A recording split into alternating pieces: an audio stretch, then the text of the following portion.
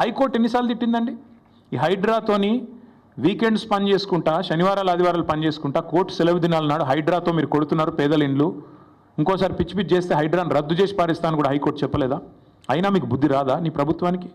బుల్డోజర్లు ఎందుకు పోతున్నాయి ఆదివారాలు శనివారాలు ప్రజల మీదకి? అంటే ఎన్నిసార్లు కోర్టు చెప్పినా, హైకోర్టు చెప్పినా, సుప్రీంకోర్టు చెప్పినా నీకు బుద్ధి రాదా? ఇంగితం రాదా నీ ప్రభుత్వానికి? అక్కడ పులులు లేవు, జింకలు లేవు అని పంచ్ డైలాగులు చెప్పడం ఏముంది నాకు అర్థం కాదు. అక్కడ ఏముందో కనీసం ఎప్పుడన్నా పోయినావా నువ్వు?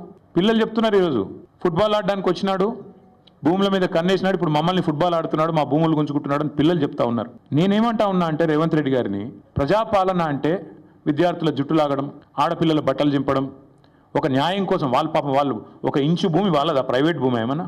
ప్రజల కోసం, హైదరాబాద్ భవిష్యత్తు కోసం వాళ్ళు కొట్లాడుతున్నారు. వాళ్ళు హైదరాబాద్ కోసం వాళ్ళు పోరాడుతుంటే, హైదరాబాద్ భవిష్యత్ తరాల కోసం వాళ్ళు కొట్లాడుతుంటే, కనీసం నువ్వు ముఖ్యమంత్రివి, 4 కోట్ల మందికి ప్రతినిధివి అన్న ఇంగితం నీకుందా? సిగ్గనిపిస్తలేదా కనీసం?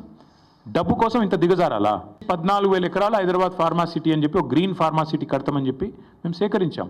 ఇవాళ నువ్వు దాన్ని 4th సిటీయో 420 సిటీయో కడుతున్నావు నువ్వు అక్కడ.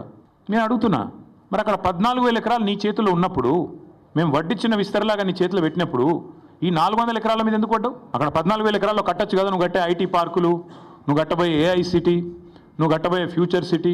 ఫ్యూచర్ సిటీ కోసం 14,000 ఎకరాలు పెట్టుకొని ఇక్కడ ప్రజెంట్ సిటీని ఎందుకు ఖరాబ్ చేస్తున్నావు?